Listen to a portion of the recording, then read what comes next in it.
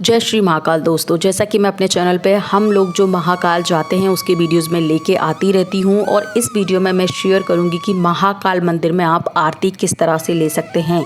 महाकाल मंदिर में कौन कौन सी खास आरतियाँ होते हैं, हमने कौन सी आरती ली थी उसका भी मैं आपको लाइव आरती का वीडियो शेयर करूँगी कि आप ये वाली आरती ले सकते हैं। कुछ आरतियाँ जो बिल्कुल फ्री होती हैं और कुछ आरतियाँ जो पेड होती है, उन सब के टिकट्स के बारे में, टाइमिंग्स के बारे में और इस तरह से कि आप कैसे आरती ले सकते हैं, इन सब के बारे में इस वीडियो में हम डिस्कस करने वाले हैं। तो दोस्तों, ये देख सकते हैं आप सामने महाकालेश्वर यात्री निवास। ये भी महाकाल में रुकने के लिए बहुत अच्छी जगह है, जिसके बारे में पिछली वीडियोस में बात कर चुकी हूँ।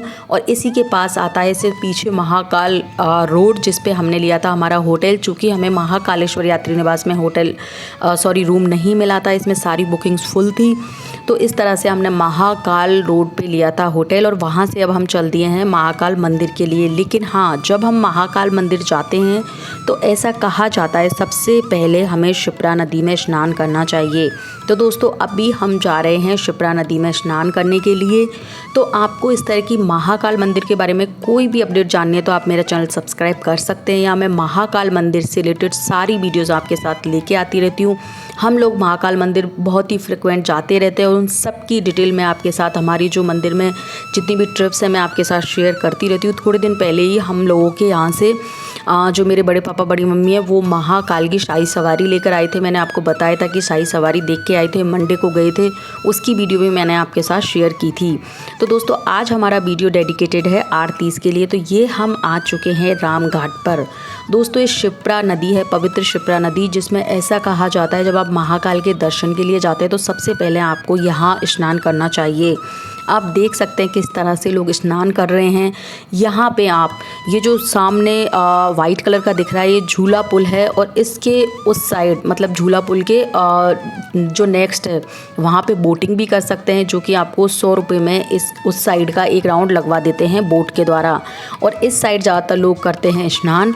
तो आप देख सकते हैं यहाँ पर हम लोग हाथ पैर धो के निकलेंगे महाकाल मंदिर के लिए। तो ऐसा कहा जाता है कि महाकाल मंदिर जाने से पहले एक बार आपको शिप्रा नदी को ढो के आना चाहिए। तो इस तरह से हमने शिप्रा नदी को ढोका था और अब हम वापस जा रहे हैं मंदिर की तरफ। लेकिन हाँ, महाकाल की यात्रा तभी पूरी मानी जाती है जबकि आप सबसे पहले वहाँ पे जो बड़े गणेश जी हैं उनके दर्शन करते हैं। उसके बाद आपको महाकाल के दर्शन करने होते हैं और उसके बाद आपको जो महाकाल उज्जैन के राजा हैं और जो काल भैरव हैं उन्हें कहा जाता है उज्जैन का सेनापति। तो सबसे पहले हम इस वीडियो में करेंगे महाकाल से पहले बड़े गणेश जी के दर्शन और उसके बाद हम जाएंगे महाकाल मंदिर। तो दोस्तों, जैसा कि मैं आपको आरतियों के बारे में बता रही थी, तो सबसे पहले हम बड़े गणेश जी जाते हैं और यहाँ से हम थोड़ा सा प्रसाद भी बड़े गणेश जी के लिए ले लेते हैं। तो अगर मैं बात करूँ आरतियों की, तो सबसे पहले जो महाकाल मंदिर में होती है वो होती है भस्म आरती, जिसका टाइमिंग रहता है सुबह 4 से 6। भस्म आरती की टिकट्स दोस्तों 2 तरह से बुक होती हैं, ऑनलाइन भी होती हैं, ऑफलाइन भी होती है। और हाँ, एक और कोटा होता है जो कि वहाँ के पंडित पुजारियों का कोटा होता है, जो कि पंडित पुजारी का कुछ % उसमें सीट्स होती हैं और आप उनके थ्रू भी शाम को 7 बजे अगर आप उज्जैन जा रहे हैं तो टिकट ले सकते हैं, इन केस आपको ऑनलाइन और ऑफलाइन टिकट का आपका नहीं बैठा है। तो दोस्तों, ये हम आ चुके हैं बड़ा गणेश जी। यहाँ पे हम दर्शन करेंगे बड़े गणेश जी के और उसके बाद हम सीधा निकल जाएंगे उज्जैन के राजा महाकाल के दर्शन के लिए। तो दोस्तों, फिर से आते हैं हमारे टॉपिक पर।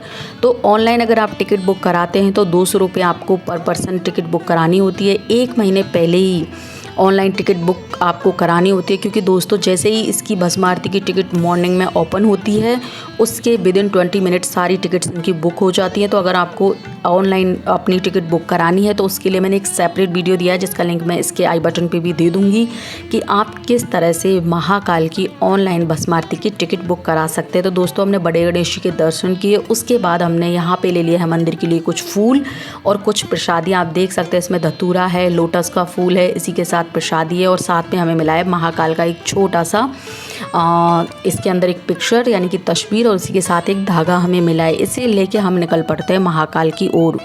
तो दोस्तों भस्म आरती के लिए आपको टिकट अलॉट हो जाती है। उसके बाद आपको रात को ही 1 बजे आके लाइन में लगना पड़ता है, क्योंकि इनके हॉल में 400 से ज़्यादा लोग आते हैं। जिस हॉल को मैं आपको अभी थोड़ी देर में दिखाने वाली हूँ, तो उसमें अगर आप भस्म आरती में आगे लगते हैं हॉल में, तो ही आप अच्छे से भस्म आरती ले पाते हैं। अगर आप पीछे लगते हैं तो दोस्तों आपको भस्म आरती नहीं दिख पाती, और ऐसे में आपको स्क्रीन पे ही देखना पड़ता है, जैसे कि अब मैं आपको स्क्रीन पे दिखाऊंगी। तो इस तरह से आप महाकाल मंदिर में भस्म आरती ले सकते हैं। ऑफलाइन टिकट दोस्तों भारत माता मंदिर बना हुआ है, जहाँ मैंने वीडियो की शुरुआत में आपको दिखाया था महाकालेश्वर यात्री निवास, उसी के पास भारत माता मंदिर था। वहाँ पे भी रात को लाइन लगती है और 300 लोगों को टिकट दिए जाते हैं। तो आप ऑफलाइन टिकट ले सकते हैं। आज आपका जैसे 9 बजे आपका विंडो खुलेगी, रात को 1-2 बजे आपको लाइन में लगना होगा, क्योंकि पहले पाओ पहले आओ जैसा इसमें पॉलिसी रहती है। तो आप ऑफलाइन टिकट वहाँ से ले सकते हैं, वो फ्री ऑफ कॉस्ट होता है। तो इस तरह से आप भस्म आरती के बाद होती है संध्या आरती। ये जो मैं आपको दिखा रही हूँ पिछले सावन के महीने का वीडियो है, ये संध्या आरती हमने ली थी।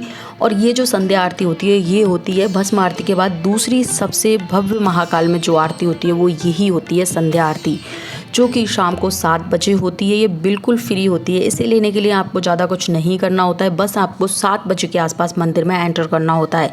आपको ये बात ध्यान रखनी होगी कि 6:30 बजे मंदिर बंद हो जाता है, तो आपको 6 बजे के आसपास मंदिर में जाना होता है, और 6:30 बजे तक जैसे जैसे आप मंदिर में रुकिए, और उसके बाद आपको ये आरती मिल जाएगी। और दोस्तों अब मैं जो आपको ये लाइव वीडियो दिखा रही हूँ, ये है शयन आरती, जो कि हमने ली है महाकाल मंदिर में।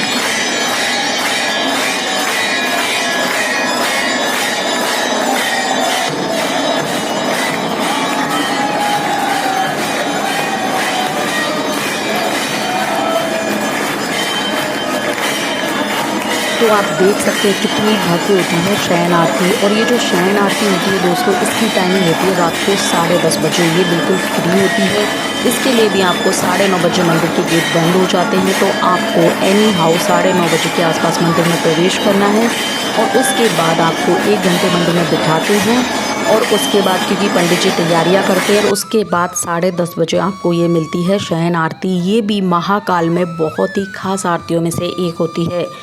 ये भी दोस्तों जो संध्या आरती होती है, उसके बाद जो सेकंड सबसे भव्य आरती होती है, और जो फ्री ऑफ कॉस्ट आप ले सकते हैं। आप देख सकते हैं हमने मंदिर से ही शूट किए हुए हैं संध्या आरती के, और ये हमने दोस्तों अभी कुछ दिन पहले ही ली थी शयन आरती।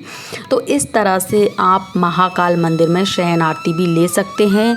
इसके बाद दोस्तों 10:30 बजे ये से 11 बजे तक ये आरती होती है, और 11 बजे मंदिर हो जाता है बंद।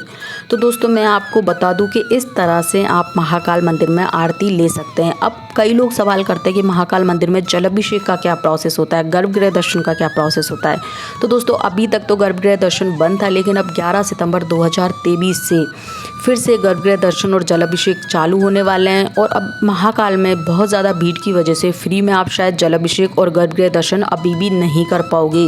तो उसके लिए दोस्तों जो गर्भगृह दर्शन है और जलाभिषेक है, उसके लिए आपको स्पेसिफिक टिकट बुक कराने होते हैं। वो भी आप ऑनलाइन करवा सकते हैं। जो बड़ा गणेश जी का मंदिर हमने सबसे पहले दर्शन किए थे, उसके बाद काउंटर बना हुआ है उसी के बिल्कुल पास, वहाँ से आप ये जो महाकाल के गर्भगृह दर्शन है उसके लिए आप टिकट ले सकते हैं। इनका टिकट होता है 1100 रुपये का, और अगर आप जल अभिषेक करना चाहते हैं तो उसका पर पर्सन टिकट होता है 750 का। एक जोड़े में अगर आप टिकट बुक करवाते हैं तो 1500 रुपये का आपका 2 जनों का हो जाएगा टिकट, उसमें जल अभिषेक होता है। अब हमसे लोग सवाल करते हैं कि जल अभिषेक में क्या महाकाल के गर्भगृह दर्शन नहीं होंगे। बिल्कुल, जल अभिषेक अगर आप करते हैं तो ऑब्वियसली महाकाल के आपको गर्भगृह में जाके ही जल अभिषेक करवाया जाता है, तो गर्भगृह दर्शन हो जाते हैं। तो या तो आप लीजिए गर्भगृह दर्शन के टिकट या फिर लीजिए जल अभिषेक के, दोनों के मत लीजिए, क्योंकि दोनों में आपको अंदर गर्भगृह में ही ले जाया जाएगा। बस ये है गर्भगृह दर्शन में आप महाकाल का जल अभिषेक नहीं कर सकते, क्योंकि गर्भगृह दर्शन जो होता है उसमें महाकाल का श्रृंगार किया जाता है, उसके बाद इस तरह से आपको दर्शन कराया जाता है। अब दोस्तों मंदिर में बहुत स्ट्रिक्ट हो चुका है, कैमरा पहले की तरह अलाउ नहीं है, तो आपको बाहरी कैमरे को लॉकर में रखवाना पड़ेगा। और जो गर्भगृह दर्शन है और जलाभिषेक है, अब दोस्तों वो फ्री नहीं होता, तो आपके टिकट पे उसकी टाइमिंग अलॉट होगी, उसी के अकॉर्डिंग आपको जलाभिषेक और गर्भगृह दर्शन मिलेगा।